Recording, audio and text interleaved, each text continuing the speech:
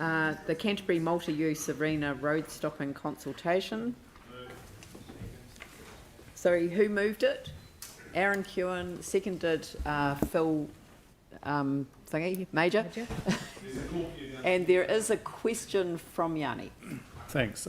Just in light of what we heard the other day, that there's some sort of integrated transport assessment, I couldn't find any reference to that. Do we know when that's going to be complete, and why are we doing this separate than that assessment?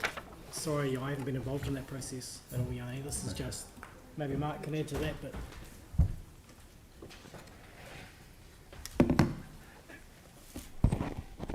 we do have a, sorry, I'm just got a frog in my throat.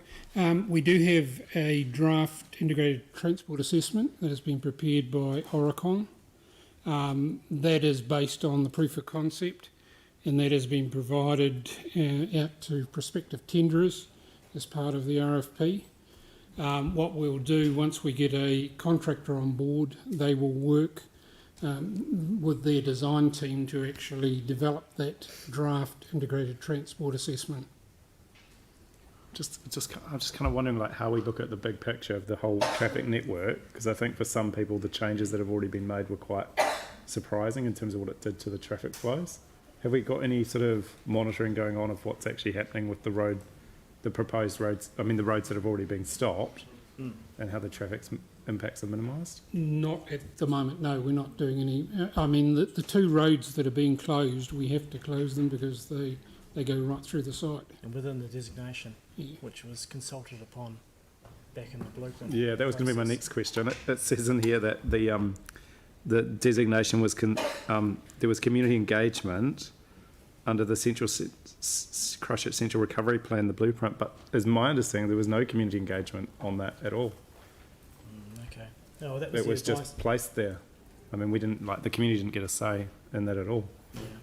It's probably irrelevant now because Central City Recovery Plan is in place and we can't change that. So should we focus on things we can change? So is it, I mean, I guess it's a question for the transport people, but would it be worth getting some feedback with these ones in terms of what's happening with the traffic network and any sort of interim improvements or considerations? Is there any alternative to closing this road in terms of building the stadium? So no, I'm going to rule the question out of order. It's all right, Richard. Aren't we giving feedback?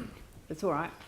I'm not going to accept the question, Yanni. I'm just moving on. So any other relevant questions? No? All right. I've got the resolution in front of me. It's been moved and seconded. Is there any debate? Aaron? Yeah, this is obviously pretty much just procedural, so I'd expect everyone to support it. But if it wasn't supported, just think of the carnage of cars crossing a playing pitch when there's a game on, like during a test. You're fine if they're at one end and the traffic goes through, but if you can't line up the traffic lights, plus we've got extensive millions being proposed to be spent around traffic for this, and we're just basically being told that we can't understand the traffic impacts, so we just close the roads, we don't think about what happens, and then we just deal with the consequence. And when these road closures actually came in, it did create a lot of confusion in the community. So, you know, it does have impacts on local communities, what we're doing here.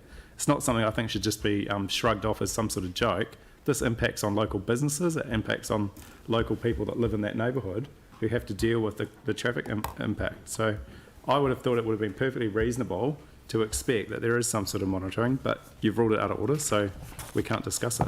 I'm not saying that these roads shouldn't be closed. I just would have thought as part of the feedback, there should be some sort of monitoring to make sure that if there's things we can do to make it safer for the increase in traffic, that we consider it. One of the worst intersections in the city is Madras and Hereford going around that transitional cathedral, where we still have a 50k speed limit and we made streets a lot less dangerous, 30k. Makes no sense at all not to have a holistic approach to this.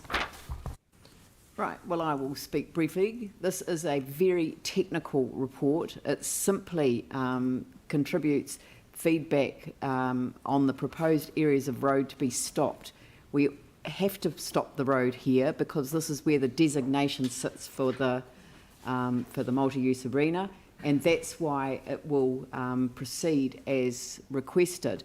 But I think it is important that we do look at overall traffic impacts, which will be part of the ongoing implementation for the CMUA. So it's not relevant to this particular matter.